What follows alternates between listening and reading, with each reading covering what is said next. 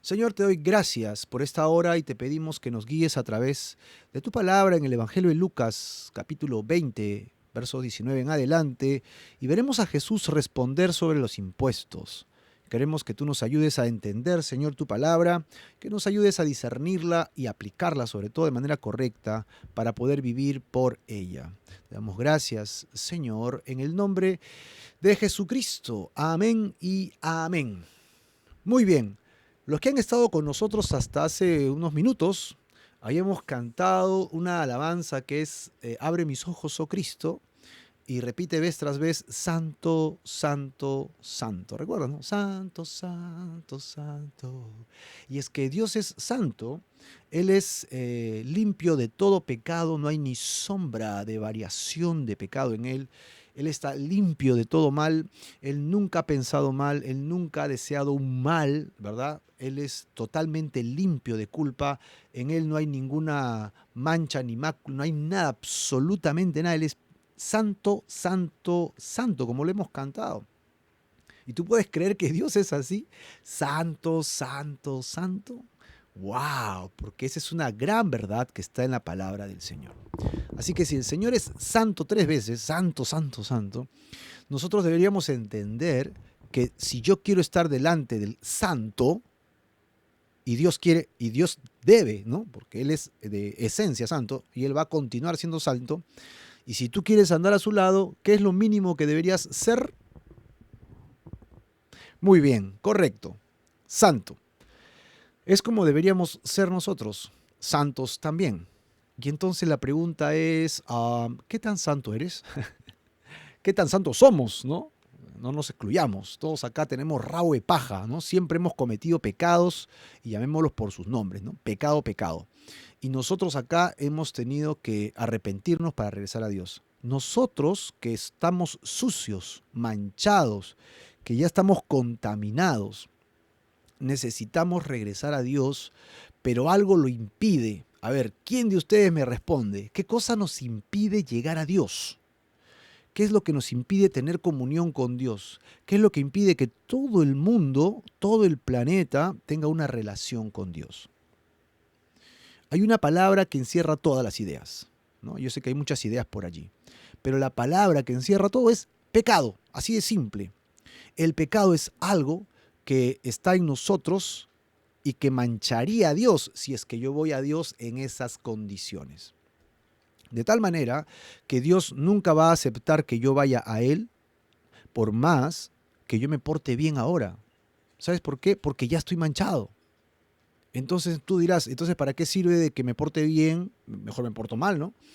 ¿De qué sirve que me porte bien del todo si ya estoy fuera del reino de Dios? Pero justamente de eso se trata. El deseo de Dios no es que el hombre pecador se pierda. El deseo de Dios es que regrese a Él. Y si tú estás en tus caminos sin Dios, Él desea que tú vengas y regreses a Él el día de hoy. Y si tú eres un cristiano, ¿no? Un hijo de Dios, que estás titubeando, estás medio tibio, como dice Apocalipsis, ¿no? No estás ni frío ni caliente, estás tibio. Un tiempo estás mirando cosas que no debes en la televisión, revisando tu celular cosas que no debes escuchar ni ver, ¿no? Y otro día estás escribiendo alabanzas a Dios, estás adorando, estás ministrando, estás enseñando, estás haciendo algo para Dios. Y entonces en Apocalipsis dice Dios, ¿qué estás haciendo? Yo te prefiero por último bien frío, ¿no? Y ya sé dónde te vas, porque tibio te voy a sacar dentro mío, porque así te siento, como algo que no debe estar conmigo, y te voy a expulsar. La palabra que utiliza en Apocalipsis es te vomitaré de mi boca. Te voy a sacar de mi boca. No quiero que estés conmigo. ¡Qué terrible! Entonces Dios no te quiere tibio, querido hermano. Dios te quiere caliente, así, en el Señor. Y para eso necesita que tu voluntad esté totalmente entregada, tu voluntad esté totalmente dispuesta al Señor. ¿Y qué necesitas para eso? Entregarle absolutamente todo a Dios. Eso es lo que necesitamos, entregarle todo a Dios. Y muchos le hemos entregado algunas cosas a Dios, cosas importantes, pero no le hemos entregado nuestra razón de vivir, no le hemos entregado realmente nuestra voluntad. le hemos entregado, le decimos, ¿no? Señor, te entrego mi vida. Pero nosotros tenemos un significado diferente de lo que es vida, a comparación de lo que Dios pide que le des, ¿no? La sangre de Jesucristo te limpiaría de todo pecado y por Cristo tú serías santo y de tal manera que en Cristo tú puedes entrar al reino de los cielos. Solamente la sangre de Cristo puede limpiarte. Solamente la sangre de Jesús puede salvarte. No hay otra. Así que tú deberías y yo deberíamos siempre ir a Jesucristo. Tenemos dos cosas entonces. Si no conoces a Cristo y estás en pecados, Dios te manda a que vengas a Él hoy día arrepentido. Él va a limpiar tus pecados y entonces tú le deberías entregar todo al Señor. Y por otro lado, si tú eres un hijo de Dios y estás jugando al cristianito, ¿verdad? Te llamas cristiano, pero a oscuras haces otras cosas, entonces Dios te está llamando a la santidad, porque Dios es santo, santo, santo y no pide menos. Santidad está pidiendo Él, exigiendo santidad. No hay otra forma de estar en la comunión con Dios. Amén. Y si tú ya eres un hijo de Dios que estás en los caminos de Dios y estás luchando y estás pataleando y estás jalando y estás tratando de empujar y te cuesta y estás en ayuno, en oración, estás leyendo, tratando de entender las verdades, los propósitos de Dios y tu carne te llama, no te preocupes, hermano, porque si estás luchando la buena batalla, entonces ánimo. ¿Sabes por qué? Porque en esa lucha, no importa en qué situación estás, nada te podrá separar del amor de Dios que es en Cristo Jesús. Nada, nada, nada. Si estás en las manos de Jesucristo, no hay por qué preocuparse de perderte. Estás totalmente seguro y segura en las manos del Señor. Amén.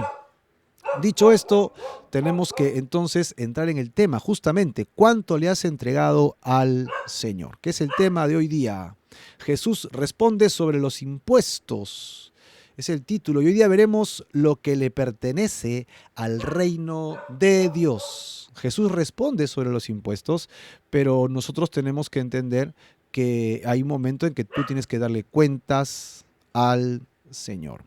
Vamos a ponernos un poco en contexto, si no lo tenías, ¿verdad? En Lucas capítulo 20, estamos encontrando que Jesús habla acerca de su autoridad delante de la gente. Jesús estaba subiendo a Jerusalén para la fiesta de la Pascua, había pasado por varios lugares y mucha gente lo había visto, mucha gente lo había reconocido como el Mesías, y Jesús hacía milagros, obras de el Mesías. Nadie más que Jesús lo hacía y nadie más lo ha vuelto a hacer como él. Así que él calificaba por las obras que hacía como el Mesías. Todo eso estaba profetizado. Así que todo lo que Jesús hacía parecía que estuviera calculado, ¿no? Con una calculadora celestial, y las cosas que él hacía encajaban perfectamente en lo que el Mesías debería ser. Así que alguien que leyera las escrituras, porque todos los judíos tenían acceso a poder estudiar la Tanakh, el Antiguo Testamento, en las sinagogas, en el templo, podían verificar que Jesucristo era el Mesías a través de sus señales y prodigios que hacía tanto en Jerusalén como fuera de la ciudad principal. Él purifica el templo, ¿no? Edifica para qué es el templo, la gente que está allí. Estamos en el tercer año del ministerio, o sea, este es el último tiempo de la Pascua que Jesús va a celebrar. Y él está enfrentando la muerte ahora, ¿verdad? Está enfrentando a los líderes de manera muy, muy vehemente, con mucha fuerza. Y los líderes están molestos con Jesús. La gente está que sigue a Jesús. Jesús se sienta a enseñar y la gente se queda ávida por querer aprender de Jesús. En esta situación nos encontramos, ¿ok? Y Jesús pues habla de la autoridad que él tiene y luego después que hace esto voltea, ¿no? Porque los líderes principales, o sea, los líderes más prominentes de Israel, no estamos hablando de algunas personitas que están por allí que quieren hablar con Jesús y lo confrontan. Estamos hablando de la cúpula religiosa, el liderazgo de la ciudad, confrontan a Jesús y les habla de qué autoridad, de dónde saca esa autoridad él para hablar de cómo habla, ¿no? Para hacer lo que hace. Y Jesús le responde de tal manera que ellos se quedan sin respuesta y se van, lo dejan. Así que prácticamente responden a Jesús con un silencio. Y todo el mundo dice, wow, ni los líderes pueden contra Jesús. Y entonces Jesús voltea y habla con el pueblo y les da una parábola, que es la parábola de unos siervos malvados, que fue el estudio del día viernes. Si quieres saber más, regresa al video anterior y vas a encontrar allí los labradores malvados. Hicimos toda una exposición de lo que sucedió con esa parábola y de resumidas cuentas, lo que sucedía es que en esta parábola existía un grupo de siervos que alquilaron una viña y cuando el dueño vino a cobrar, les botaba a todos aquellos mensajeros que venían, los enviaba golpeados. Y el dueño envía luego a su hijo y ellos matan al hijo para quedarse con la viña. Esa es en resumidas cuentas la parábola. Ahora, nosotros encontramos que en esta parábola Jesucristo estaba hablando de que el dueño de la viña era el Señor. Amén, es Dios. Los enviados para que puedan encontrar la viña, para que puedan ir a cobrar, eran los profetas. Las personas que se querían apropiar del viñedo eran los líderes religiosos que se habían apartado del camino. Y finalmente habíamos visto que el hijo del viñador, evidentemente ya todos sabemos quién es, ¿no? Es Jesús, que es enviado para reinar, para que tome control de las cosas, para que cobre lo que tiene que cobrar, para pedir cuentas. ¿Y qué hacen? Lo matan. Así que bajo esta premisa, los que estaban escuchando estos eran directamente el pueblo, Jesús hablaba al pueblo, pero los líderes seguían por allí, estaban como dando vueltas y estaban escuchando todo lo que decía Jesús. Entonces ellos entendieron clarísimo que estaba hablando de ellos, y ellos van a reaccionar a esto, pero ya están humillados, ya no tienen credibilidad delante de Jesús y el pueblo, ¿no? Ellos como autoridad podían exigir cosas al pueblo, pero cuando Jesús estaba allí, ellos perdían credibilidad. ¿Por qué? Porque no tenían cómo vencerlo. ¿Cómo vencer a Jesús? Jesús era sumamente hábil e inteligente a la hora de responder de manera... yo me quedo sorprendido porque esto no fue un planillón en la que él estudió, ¿qué me van a preguntar? A ver, voy a estudiar las 5 alternativas y cuando me pregunten voy a ir por acá. No, fue espontáneo, dio parábolas espontáneas. O sea, una lucidez total, ¿no? O sea, una claridad total. Y evidentemente era porque Jesús pasaba mucho tiempo con el Padre en oración. Recuerden que Jesús es Dios hecho carne, pero en ese cuerpo humano que él tenía que hacer exactamente todo lo que tiene que hacer un ser humano. ¿Qué cosa? Orar, leer, estudiar, meditar. Ese cuerpo humano que Jesús tenía en la tierra estaba sujeto a tentaciones y a todo lo demás. Es más, Hebreos dice que fue sujeto a todo y fue tentado como nosotros. La diferencia es que él nunca pecó, él nunca accedió al pecado. Ahí tenemos entonces a Jesús que con tremendo poder de elocuencia que tenía, pudo vencer a toda la cúpula religiosa. Ellos estaban muy molestos con Jesús, enfadados con Jesús. Es aquí donde nos encontramos en Jerusalén, el templo, el pueblo, los líderes, último día de la Pascua, Jesús habiendo demostrado su mesianismo, ¿verdad? Que era el Cristo a través de muchas señales y ahora mismo delante del pueblo ante los líderes que estaban con él. Y es así que como ya esta es la introducción, ¿eh? Este es el contexto en el que estamos. Vamos a ver el primer versículo de nuestro estudio, que es el versículo 19. Ahí dice, procuraban los principales sacerdotes y los escribas echarle mano en aquella hora, es decir, en ese tiempo, ¿verdad? En el momento en que estaba sucediendo esto en el templo. No queremos esperar otra Pascua más. Queremos atrapar a Jesús, echarle mano en aquella hora. ¿Por qué? Porque comprendieron que contra ellos había dicho esta parábola. ¿Qué parábola? La que les acabo de mencionar, ¿no? La del viñedo, ¿no? Pero temieron al pueblo. ¡Wow! Ellos tenían miedo al pueblo. ¿Por qué? Porque el pueblo evidentemente favorecía a Jesús, ¿no? El pueblo favorecía a Jesús. Y aquí encontramos entonces que estos hombres religiosos, estos hombres que son devotos, que son hombres que buscan a Dios, van a comenzar a comportarse como viles personas, sin temor de Dios, ¿verdad? Ellos están cuidando su viña, ellos están cuidando su territorio, como decimos acá en Perú, están cuidando pues su chacrita, ¿no? Su parcela, están cuidando lo que es suyo y no le importa el resto. Dios los mandó a ellos a que llevaran su palabra incluso, ¿no? Que llevaran la salvación a través pues de la ley, que el mundo conociera a Dios a través de la nación de Israel. Israel debería ser luz a las naciones. ¿Y qué hizo Israel? Se envaneció en su llamado. Dijeron, nosotros somos pueblo escogido, somos pueblo santo, y los demás son paganos, son carbón para el infierno. Son palabras que yo no estoy inventando, ¿eh? Son palabras que utilizaban ellos. incluso en sus oraciones. ¿Y qué hicieron? Se apartaron del mundo. Y cuando hacían proselitismo, cuando llamaban gente, ponían cargas pesadísimas sobre ellos que ni siquiera ellos mismos podían llevar. Es decir, lo que ellos estaban haciendo era terrible. Se habían apartado en su conciencia, en su corazón, de la voluntad de Dios. Teniendo la palabra viva frente a ellos, se habían quedado enceguecidos por la dureza de sus corazones, por la ambición, ¿verdad? Por la codicia, por el poder. Qué peligroso es cuando una iglesia se vuelve poderosa, cuando una iglesia se vuelve influyente. A veces podemos tener el peligro de dejar de buscar a Dios por confiar en esas riquezas.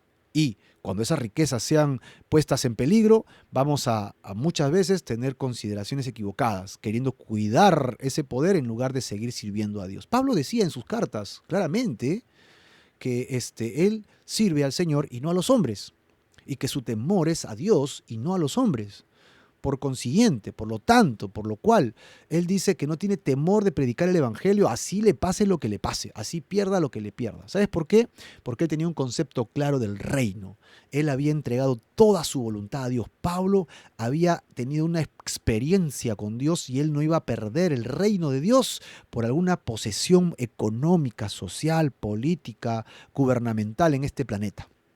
Es más, ¿no? Lo que Dios promete en la eternidad es mucho más grande de cualquier cosa que puedas tener en este mundo. Así seas un presidente, querido amigo que estás escuchando, así seas un gobernador, un alcalde, una persona que tiene un imperio, o eres un rey. Déjame decirte que todo lo que tienes ahora no es nada comparado con los regalos y las bendiciones del siglo venidero, de lo que Dios nos dará en el reino eterno, en su reino.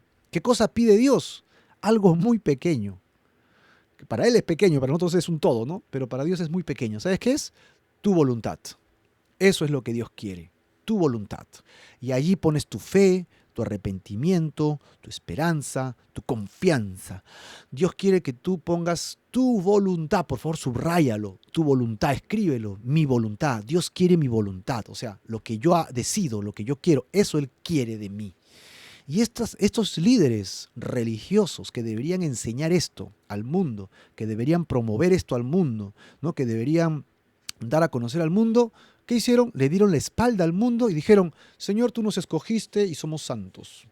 Así que vamos a tomar control, vamos a armar toda esta plataforma, esta parafernalia religiosa, y vamos a construir un mundo de religiosidad, ¿no? Que tenga aroma de santidad para que podamos vivir cómodos.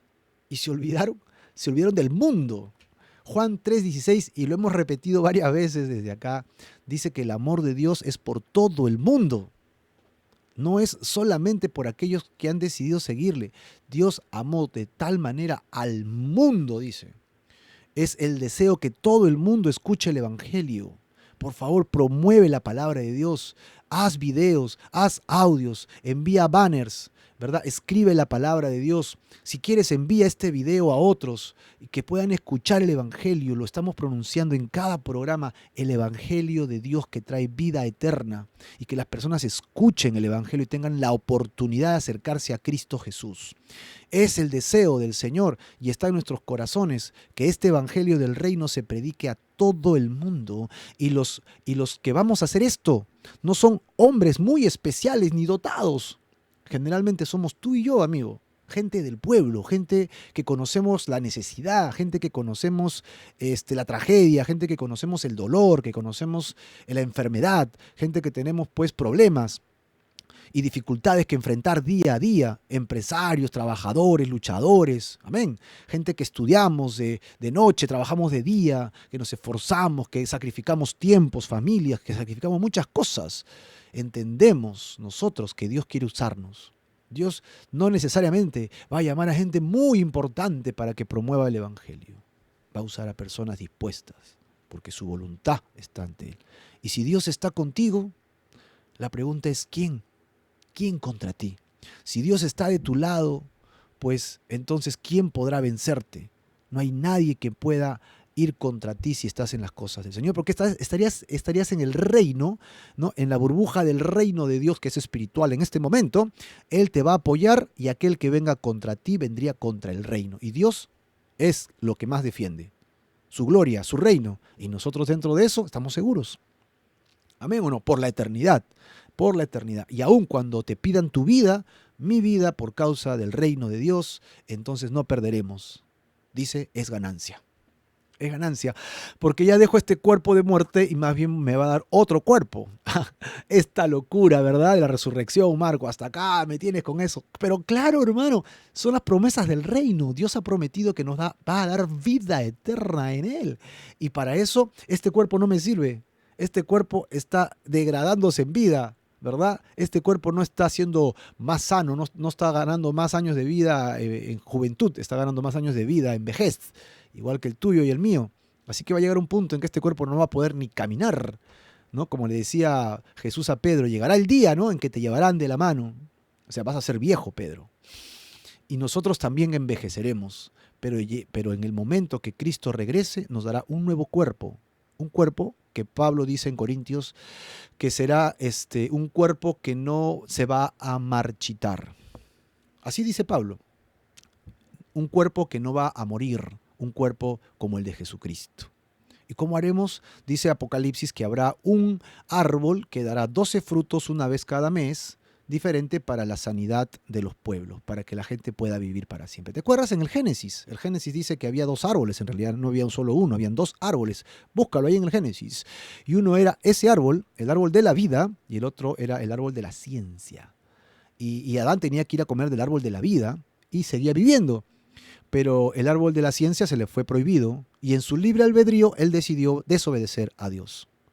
Y querido hermano, en tu libre albedrío tú puedes decidir en esta mañana obedecer o desobedecer a Dios. Y si estas palabras son muy duras para ti, tal vez es porque tienes un llamado. Si estas palabras te resuenan en el oído, estas palabras son, wow, esto está muy intenso, tal vez es porque tú tienes un compromiso con Dios y tú lo sabes. Que Dios te ha estado llamando desde hace mucho tiempo para que le sirvas, que Dios te ha estado invocando el corazón para que tú renuncies a tu forma de vida que tienes ahora y le sigas a Él. Él te dirá qué hacer, Él te dirá el camino que debes tomar y la palabra de Dios, que es firme y segura, te confirmará lo que tienes que hacer. Estas personas que estamos leyendo aquí en el versículo 19 se habían apartado del camino. Creyentes, ¿no?, religiosos, se apartaron del camino y ahora van a seguir el camino del mal. El camino de Caín, dicen Judas, ¿no? Otros siguen el camino de Balaán. Este es el camino de Caín, asesinos. Jesús mismo les había dicho en el Evangelio de Juan que ellos son asesinos porque tienen un padre y su padre es el diablo, que es homicida desde el principio. ¡Wow! Jesús hablaba clarísimo, hermano. Y ellos estaban dispuestos a sacar a Jesús de la fórmula, ¿no?, de la ecuación. No nos sirve Jesús para nuestros propósitos ya mundanos y terrenales, ¿no?, cubiertas de una esfera de religiosidad, de santidad, pero todo era pura ilusión. Sus corazones ya se habían apartado del Señor. ¿Cómo está tu corazón, querido hermano? ¿Cómo está tu corazón? ¿Ya está apartado de Dios? ¿Tu corazón ya se fue de la presencia de Dios? Sería peligrosísimo. Regresa a los caminos del Señor. Así que como ellos ya no podían enfrentar a Jesús directamente, mira la maquinación que tienen en el verso 20. Y acechándole, o sea, día tras día, ¿no?, por aquí como un animal que va detrás de su presa, ¿no?, está ahí agazapado, escondido y está buscando el momento de atacar. La presa percibe que lo están atacando y lo va rodeando y lo va cuadrando y hasta que al final no tiene salida y ataca. ¡Fua! Correcto, acechándole. ¿Qué hicieron? Enviaron. Ahora, ojo, que no dice enviaron a los escribas, a los fariseos, enviaron a hombres santos, enviaron a Nicodemo, ¿no?, que es un hombre elocuente, pero también es un hombre temeroso de Dios. Dice que envían espías. ¿Qué les pasa a estos tipos? Envían espías y estos espías no eran hombres piadosos, no eran temerosos de Dios. ¿Por qué dices eso, Marco? Ahí está, lee conmigo, yo no lo estoy inventando. Dice espías que se simulasen justos. O sea, no eran justos, pues. No eran gente buena, era gente mala, que se estaban disfrazando. Como diría ahora en las cartas del Nuevo Testamento, lobos disfrazados de ovejas. Eso es. Gente mala, pero que viene con cara de piedad, ¿no? gente que tiene malas intenciones, pero que solo busca sacar provecho de tu alma. ¡Qué miedo! Pero de esos hay muchos, queridos amigos. Así que, ¿y yo cómo me puedo cuidar de esa gente? ¿Cómo puedo salvaguardarme de ese tipo de entorno? Fácil, lee la Biblia. Y aquí estamos dándole muchas herramientas para que ustedes aprendan a estudiar la palabra de Dios. Nos estamos animando a pronto a hacer un taller de método inductivo. Cómo estudiar la Biblia. Es un taller de seminario que nos damos nosotros, ¿no? Que es de un ministerio que se llama Intensive Care. Y este es de un pastor que ha creado un material fabuloso donde da todas las herramientas, ¿verdad?, para poder estudiar la palabra de Dios de manera correcta. Y el tema es un tema inductivo, maravilloso. Y es simple, es comprensión de lectura, en otras palabras, pero ya con varias herramientas, ¿no? Así que yo te animo a que leas la Biblia, te lo pido, te lo ruego, lee todos los días, por lo menos un capítulo si puedes, ¿sí? Si no puedes un capítulo un poco menos, no importa, pero cierra secciones, una, después la otra, versículo por versículo, línea tras línea, renglón tras renglón, capítulo por capítulo, libro por libro. No leas salteada la Biblia, léelo en orden, como está escrito, y te aseguro que si lo lees 2, 3, 4 veces el mismo capítulo, vas a estar seguro. Dios va a cuidar tu entendimiento y tu alma, vas a estar seguro en las cosas del Señor. Y entonces cuando venga alguien como estos lobitos, que van a querer distraer tus pensamientos y tu corazón, ¿por qué me dices eso? Eso no está en las Escrituras. Y ellos van a tomar apariencia de piedad y se van a querer imponer contigo. No, pero es que esto funciona así, funciona así, y te van a tomar el nombre de Dios y tú vas a decir, no, esto de acá no huele bien, esto huele a lobo. ¿Y cómo lo vas a percibir? Porque ya tú estás cerca de Jesús. La palabra de Dios ya está en tu corazón. Entonces nada te podrá separar de ese poderoso amor de Dios, porque estás ligado a Jesús. Ellos acechaban, envían estos medios lobos, ¿no? Espías que se simulaban justos. ¿A fin de qué? ¿Cuál era el objetivo? El objetivo, ¿ok?, no era como espías que tal vez podrían tener alguna arma, poder tomar a Jesús a espaldas de todos y llevarlo cautivo, que podría ser una función. ¿Verdad? Un espía podría ir solo a investigar, solamente mira, chequea, verifica, ¿no?, saca datos y luego reporta. No, tampoco. ¿Cuál era el objetivo? El objetivo era hacer quedar mal, desprestigiar, y si es posible, que la mano romana tome acción sobre él. Y ellos estarían con las manos limpias. Nosotros no fuimos, se dieron cuenta, Jesús era falso, dirían ellos. Ah, ahí está. Así que esto es bien maquiavélico, ¿no? Esto es abrumador incluso. A fin, dice, de sorprenderle en alguna palabra. Como él habla mucho, entonces en algo tiene que errar. Y ahí vamos a hacerlo quedar mal delante de todos. Y luego cuando Jesús, supuestamente, ¿no?, según el objetivo de ellos, hierre en alguna palabra, el versículo continúa diciendo, para entregarle ¿a quién? Al poder y autoridad del gobernador. Ya está. El objetivo era que el gobernador tome acciones en el tema. Por lo tanto, ahí tenemos a los espías acechando, dándole vueltas, y Jesús diciendo, esto viene con apariencia de piedad. Tú sabes que hay dones que Dios le da a la iglesia, ¿no? Hay dones, o sea, aparte de las cosas que son inherentes a nosotros desde que nacemos, como talentos, habilidades, ¿no? Percibimos cosas. En el ambiente espiritual, cuando nacemos de nuevo, Dios te da un kit de trabajo. Tú naces de nuevo y Dios te da un kit para que tú no empieces de cero, ¿verdad? Si tú vas a una empresa, te dan tu kit de inicio, tu escritorio, tu computadora, o si eres un vendedor, te dan pues los artículos de venta, qué sé yo, pues tu kit. Cuando tú vienes a la fe, hazte la idea de algo parecido. Dios te da tu kit de inicio. ¿Cuál es tu kit? Él te da el Espíritu Santo que mora en ti y te va a guiar a toda verdad. ¿Qué más te da? La palabra de Dios, que es viva y eficaz, más poderosa que toda espada de dos filos, que penetra hasta lo más profundo de tu corazón, discierne tus pensamientos y las intenciones, ¿no?, y te lleva a la santidad. Tercero, dice que te da un paquete de dones. Primera de Corintios, capítulo 12. Romanos, capítulo 12. Efesios, capítulo 4. Ahí encuentras una lista de los dones del Espíritu Santo, ¿no?, y detallados, que Pablo explica incluso cómo funcionan. Y estos dones no son talentos humanos, son dones del Espíritu que Él viene y le da a cada quien como el Espíritu Santo quiere y según la necesidad del entorno y la iglesia. Entre esos dones hay un don que se llama el discernimiento de espíritus. Así que cuando alguien tiene este discernimiento, de manera sobrenatural, Él percibe que algo está pasando mal con uno, dos o un grupo de personas y se pone a orar. ¿Qué sucede? Mis pensamientos me están jugando mal, estoy juzgando mal. No, es un don de advertencia para cuidar y preservar la iglesia. Dios no es fabuloso, Dios es increíble. Dios no dice, ay, pobrecitos, ¿y ahora cómo se dan cuenta? Y estoy que les hablo y no me escuchan. No, Dios lo pone en nosotros, dones en nosotros. Y a veces nosotros lo tenemos apagado, ¿no? Hay dones de maestro, hay dones para alabar, hay dones para misericordia, dones de sanidades, hay un montón de dones. Y hermano, tú tienes dones. Deja que fluyan tus dones. Ora al Señor. Y como son para edificar a la iglesia, entonces lo que hagas que edifique a la iglesia, ese es mi don. Ya está, simple. La mejor manera de conocer tus dones es cuando comienzas a servir. Ponte a servir, ponte a ayudar y tus dones van a fluir y tú vas a decir, ah, ese es mi don. Y cuando vengan personajes como estos, el Espíritu te va a hablar, te va a decir, esto está pasando y no eres tú. ¿Ah? Qué inteligente que soy, ¿no? Qué hábil que soy. No, no, no, no, hermano, no seas como estos fariseos tan feos que hacen cosas malas. Es Dios quien está cuidando de ti y de su iglesia a través de sus dones. Jesús entonces va a percibir que esto está sucediendo. Vean el versículo 21. Y le preguntaron estos espías a Jesús. Maestro, miren lo que le dicen, ¿ah? Miren, estos son muy astutos, ¿ah? Sabemos que dices. Ah, ya. O sea, ellos están siempre alrededor de Jesús, ya han hecho contacto visual, ¿verdad? Tal vez ya han hecho algún contacto de hola, gracias, ¿no? Y se han ido.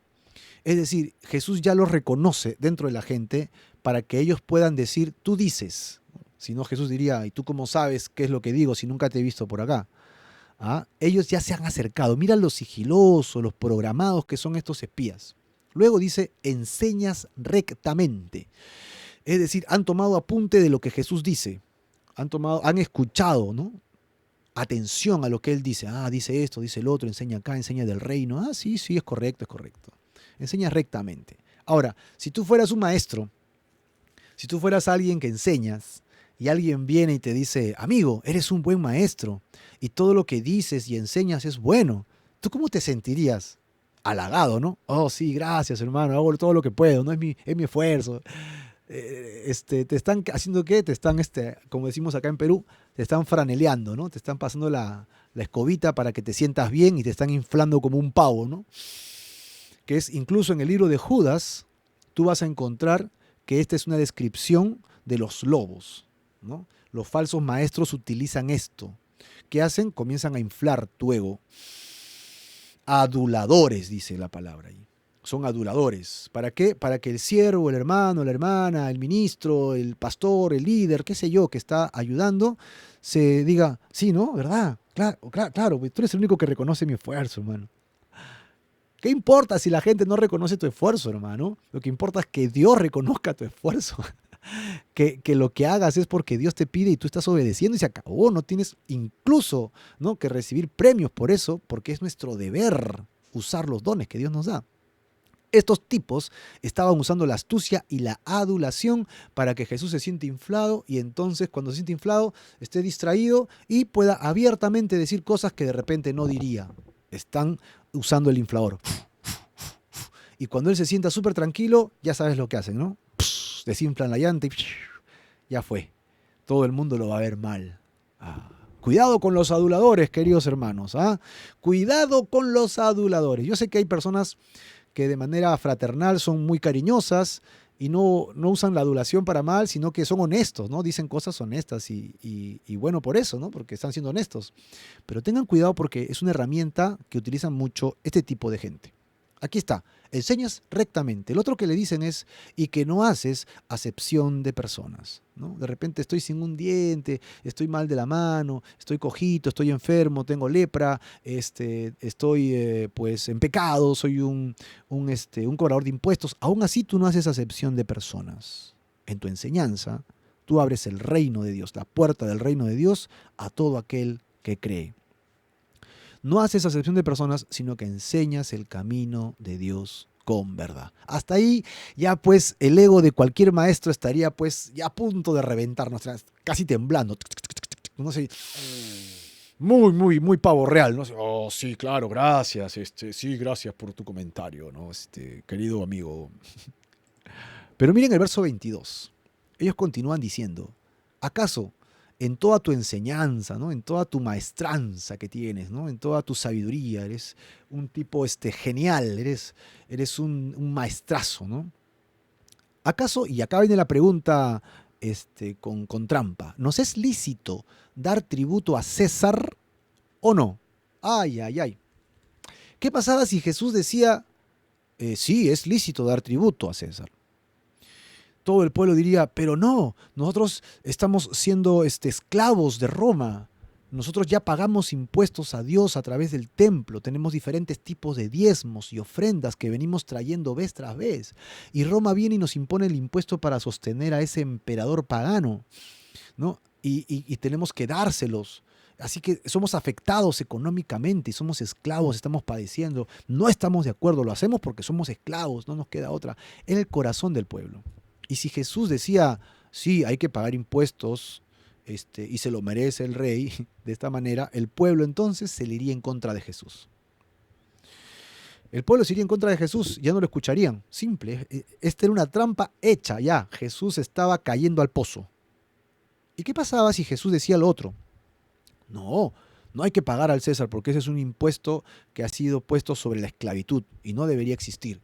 Si Jesús decía algo como eso, tendríamos pues que ellos irían donde el tribuno romano y le dirían, Jesús enseña que no se paguen impuestos, métanlo preso, crucifíquenlo, mátenlo, échenlo fuera, destiérrenlo. Y en las dos respuestas, estos espías y los líderes religiosos en Jerusalén quedarían limpios, como decimos, de polvo y paja. No tendrían ningún problema. Y Jesús hubiera quedado muy mal ante cualquiera de los dos. Trampa. Todos conocen el resto de esta enseñanza, pero si te lo hubieran dicho a ti de la noche a la mañana, ¿tú qué responderías? Ah, pues déjame pensarlo, porque a pesar de todo, pues los impuestos son los impuestos y hay que pagarlos, ¿no?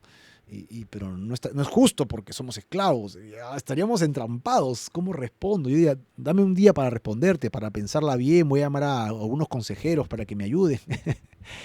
Pero Jesús va a responder de manera brillante, de una manera sorprendente. Ahora, vean el verso 23. Mas él comprendiendo la astucia de ellos. Así que Jesús comprende que lo que ellos están haciendo era adular y luego echar la red para la trampa, ¿no? Era adular y llevarlo hasta el borde del precipicio para que caiga solito, para que él mismo se haga daño. En el libro de los Salmos es interesantísimo cuando David escribe los Salmos porque él se encontraba en constantes peligros. Dice que el malvado echa la red para el justo, le pone la trampa para el justo, pero cuando el justo confía en Dios, lo que hace Dios es convierte esa trampa y hace que el mismo enemigo caiga en su trampa. Lo que hace Dios es librarnos de la trampa a nosotros que estamos buscando a Él y confiamos en Él, y Él hace que los enemigos caigan en la propia red que han tendido. ¡Qué locura! Esta trampa era para mi enemigo y he caído en él. ¡No! Así que, hermano, confía en Dios. Jesús mismo le dice a sus discípulos que no tengan temor de ir a enfrentar con la palabra de Dios, que no tengan temor de hacer la voluntad de Dios, porque el mismo Espíritu les dirá a ustedes qué decir en el momento oportuno. No estás solo, hermano, en tu cristianismo, en tu fe. Tú no caminas solo, solo tienes que ser devoto a la palabra, al Señor Jesucristo. Tu fe clara en la muerte y resurrección, en la muerte de la cruz y resurrección de la tumba.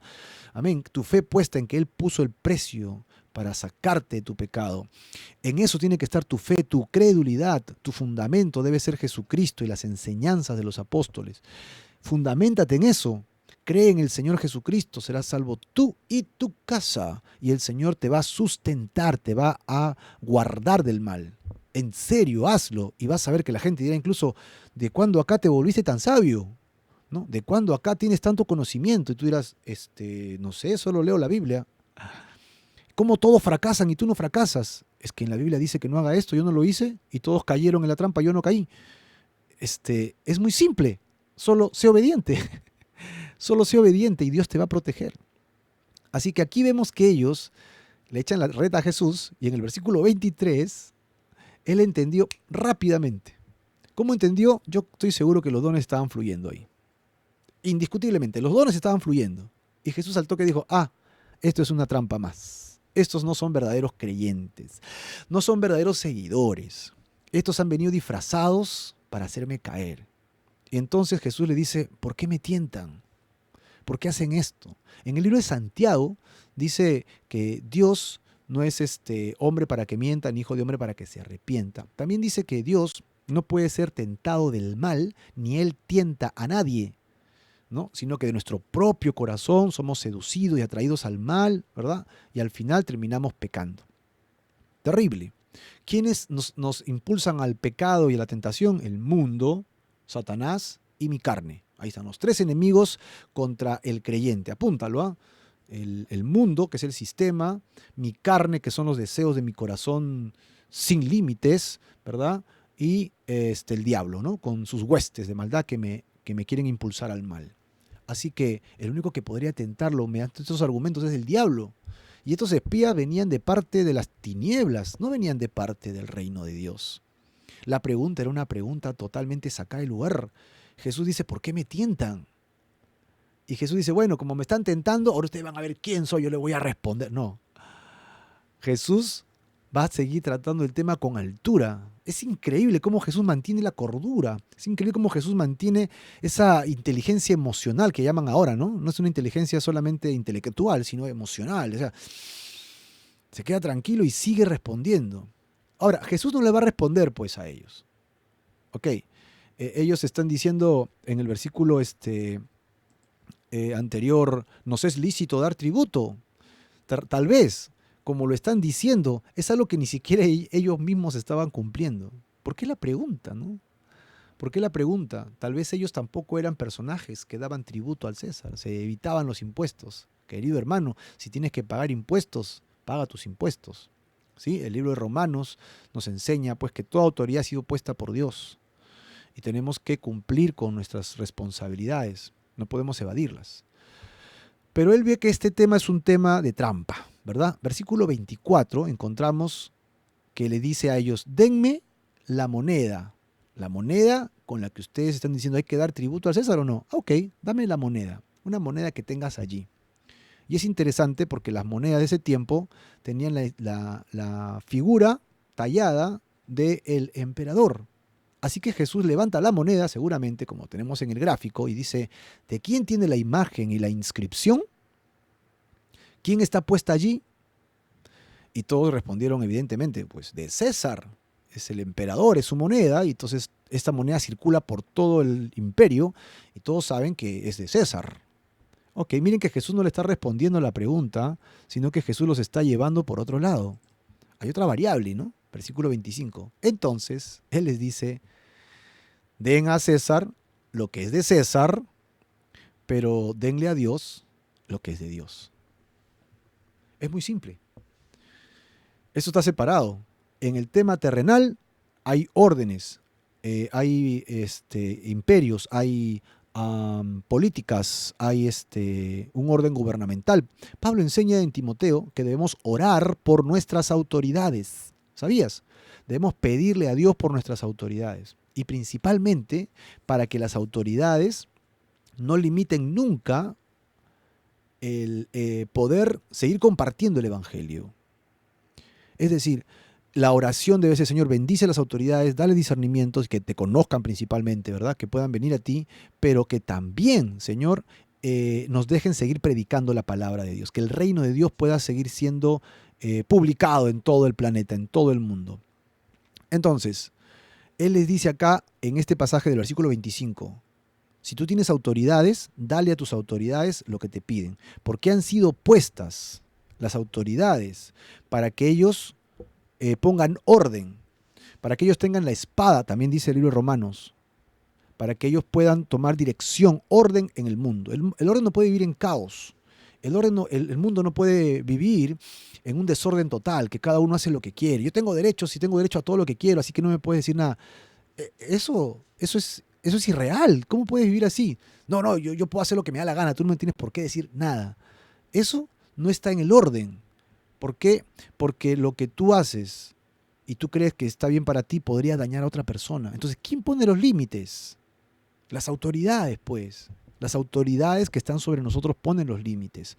De tal manera que según la sociedad, los límites se van definiendo para que todos podamos vivir en armonía. Ese es el ideal de los gobernantes. ¿Y de qué van a vivir los gobernantes? ¿Cómo se van a manejar los gobernantes? A través de los impuestos.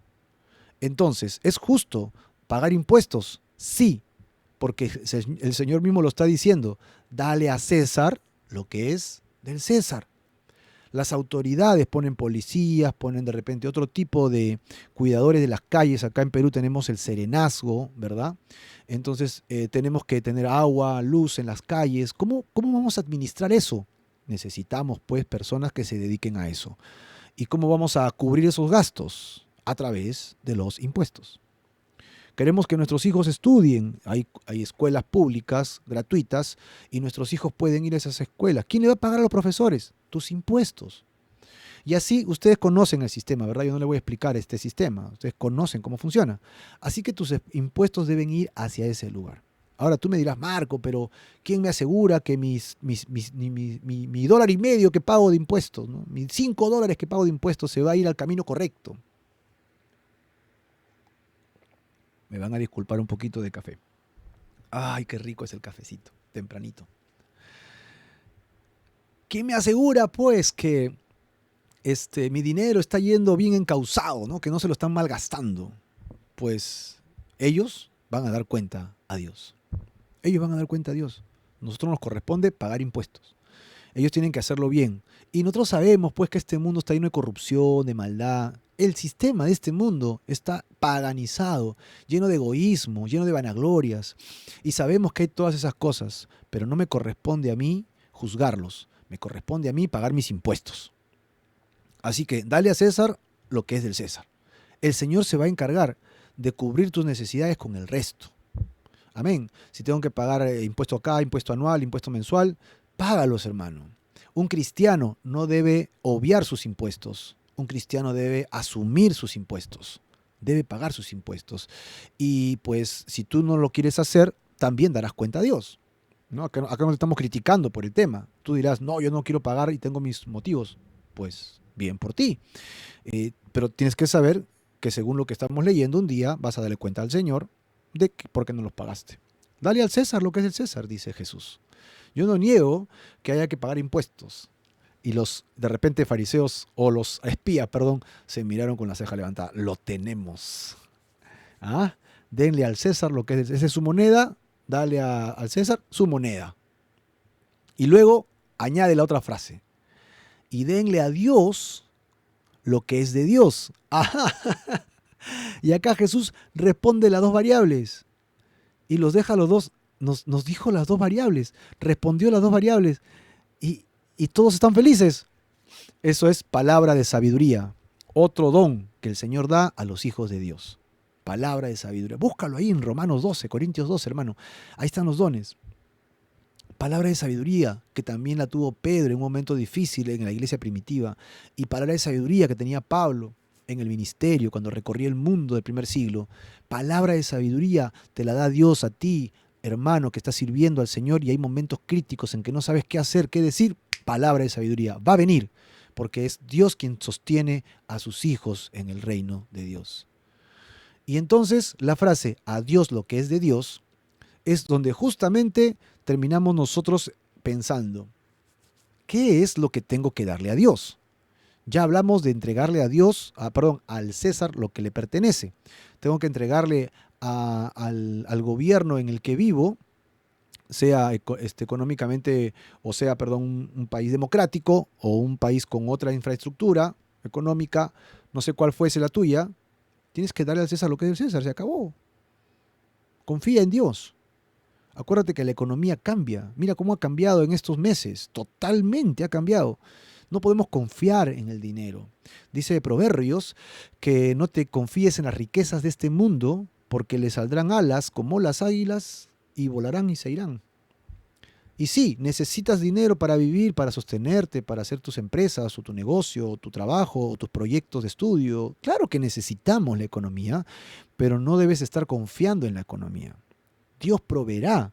Tú esfuérzate lo mejor que puedas y Dios proveerá. Confía, hazlo. Dios es quien nos sostiene con su mano poderosa, así que descansa en Él. No vivas apretado, angustiado. No, descansa en el Señor. Haz tu mejor esfuerzo, sé el mejor empleado, el mejor empresario, sé el mejor proveedor. Y Dios abrirá puertas, te hará caer en gracia. Aún a pesar de lo que pases en medio de tus enemigos, Él te hará caer en gracia. Confía en el Señor. Dale al César lo que es del César y ahora dale a Dios lo que es de Dios. Y luego regresamos nuevamente aquí para acabar con el texto del estudio de hoy. Y dice, y no pudieron sorprenderle en palabra alguna delante del pueblo, sino que maravillados de su respuesta, se quedaron callados. No podemos con Jesús. No pudieron sorprenderle. Estos espías hábiles, astutos, ¿no? Infladores de ego, ¿verdad? Ya dispuestos a pinchar la llanta para que se desinfle y queden mal y ellos queden muy bien. No tuvieron cómo sorprender a Jesús. Así que regreso al verso 25. ¿Qué cosa es darle a Dios lo que es de Dios? ¿Qué cosa le pertenece a Dios, en otras palabras? Y lo hemos dicho ya en la introducción de este tema. ¿Qué le pertenece a Dios? Todo. ¿Por qué le pertenece? Por creación. Génesis capítulo 1. Tú ves que día tras día Dios comenzó a crear todas las cosas.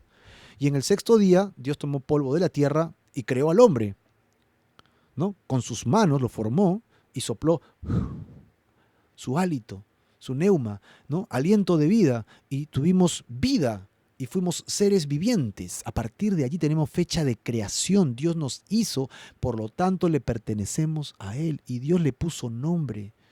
Tienes que ver en la Biblia que todo aquel que pone nombre a otro tiene autoridad sobre él. Vez tras vez, vez tras vez. Y tú mismo lo tienes en tu casa. ¿Quién le ha puesto nombre a tus hijos? ¿No eres tú?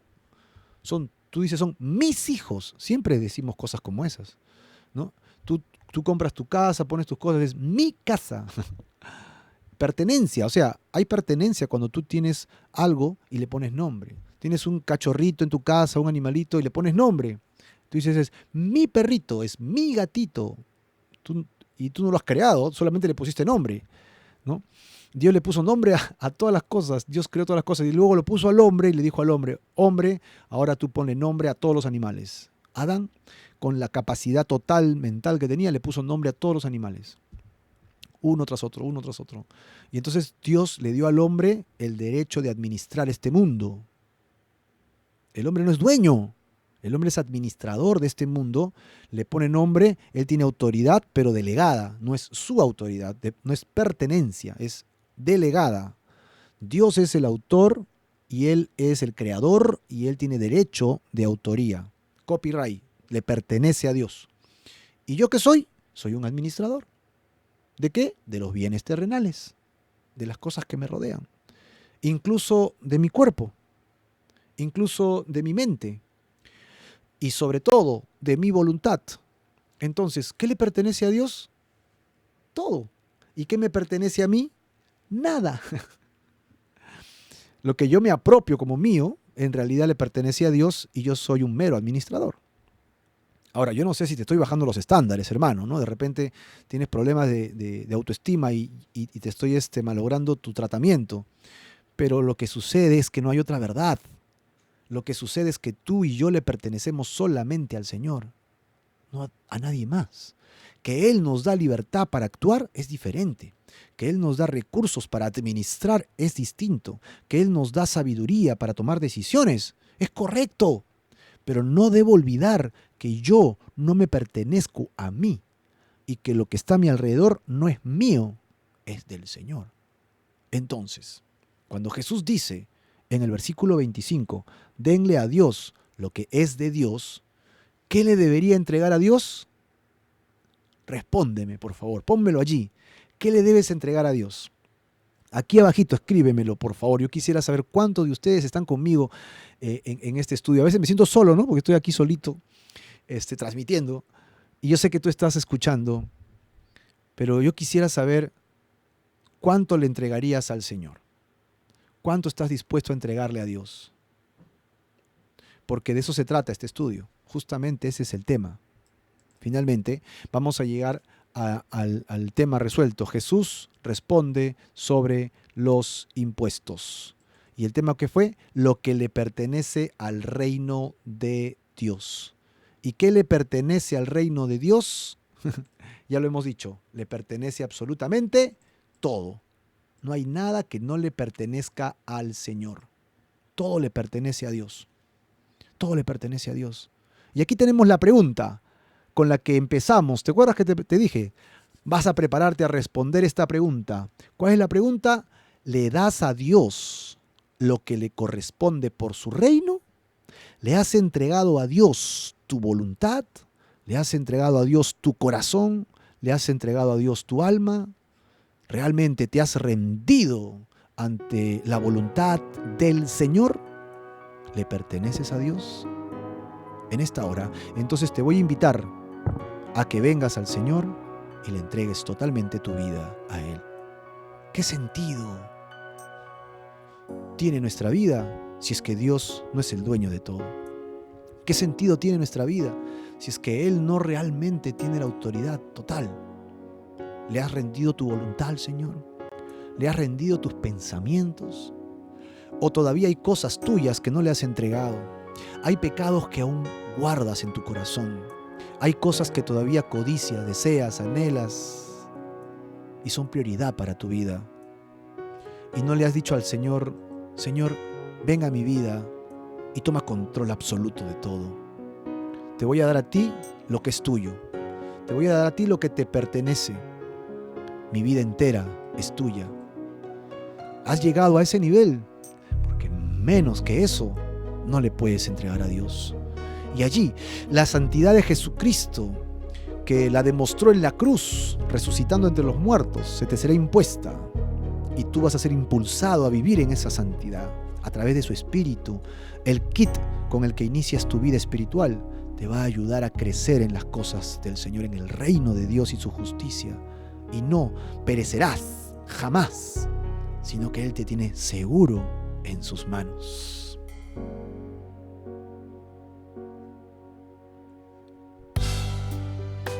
Señor Jesús, en esta hora, aquí, ligados a ti, Señor, entregamos nuestras vidas y corazones. Te entregamos lo que somos, Señor. Te entregamos nuestros pensamientos, nuestros deseos, nuestros proyectos de vida. Te entregamos, Señor, nuestras familias, hijos e hijas. Te entregamos todo nuestro corazón, Señor. Te ruego, Padre, tu bendición eterna y maravillosa sobre la vida de cada uno de los que estamos conectados o que seguramente están escuchando esta grabación, para que tú bendigas sus vidas, sus familias, sus corazones. Que no nos desampares, Señor, porque hemos tomado la decisión de que tú seas el Señor de nuestras vidas. Hemos tomado la decisión que, Señor, tú tomes el control de nuestra voluntad. Todo lo que somos es tuyo, Señor Jesús. Mi vida, mi casa, mi economía, mi trabajo, mi salud, incluso mi enfermedad, mis fortalezas, mis debilidades y todo mi corazón solamente es para ti, Señor Jesús. Tómanos, Señor, no nos dejes ni nos desampares. Toma nuestras vidas y pensamientos. Toma la vida de Fernando Muñoz, su casa y su familia, la vida de Hugo Cereceda, Señor, su esposa, sus hijos que están lejos de casa y su familia. Por Brenda Bautista rogamos, Señor, por Elvira Camarones, Señor, por Elena Soto. Bendice a Jorge Juárez en México, a Morales Almita en Estados Unidos, en Texas, a Lau Arias. Trae tu bendición. Señor, tu llenura, tu gracia sea derramada sobre la casa de Seleni, de Claudia Cristina. Trae, Señor, abundante paz sobre la vida de Carlos Ruales. Tus bendiciones en su casa, sus hijos. Por Giselle, Señor, pedimos que tu gracia caiga, Señor, sobre Diana Mesa, para que tú bendigas su corazón, su mente y su vida. Igualmente, Señor, rogamos por Verónica Contreras, allí donde está, pueda tener un encuentro contigo, un encuentro personal lleno de gracia, de amor, de verdad. Por Jennifer Janampa, Señor, por su hermano Fedi, por toda su familia, sus tías, sus primos. vengan a tu presencia, encuentren salvación y vida eterna. Señor, rogamos por la vida de Claudia González, de Alonso, que traigas tu presencia sanadora, maravillosa, por Liliana Salazar Benítez. Aquí estamos como tus hijos, Señor, reconociendo que nuestra voluntad te pertenece solamente a ti y que no queremos ir a otro lugar, sino encontrar solamente refugio, paz y vida eterna en ti. Así que rogamos por la vida de Johnny Palacios, de Chelita, su esposa, sus hijos, los que están acá en Perú y lejos, en Estados Unidos, por Albina Benítez. Trae más de ti, Señor, a nuestros corazones. Tú lo eres todo y nosotros somos tuyos. ¿A quién iremos? ¿Dónde encontraremos refugio? ¿Dónde encontraremos salvación? ¿Dónde encontraremos vida eterna y paz? Bendice, Señora Milagros Rojas. Trae tu presencia, Señor, a nuestros corazones. Y gozo, paz y salvación a cada hogar que escucha en esta hora. Y que tu presencia, Señor, nos acompañe para siempre. Y descansamos en tu palabra, tus promesas y lo que eres para nosotros. Siempre en el nombre de Jesús, Señor. Amén y amén. Por toda la eternidad, gozosos y en paz con Dios. ¿Quién dice amén por esto? Damos la gloria al Señor por este tiempo, ¿verdad? Gloria a Jesús.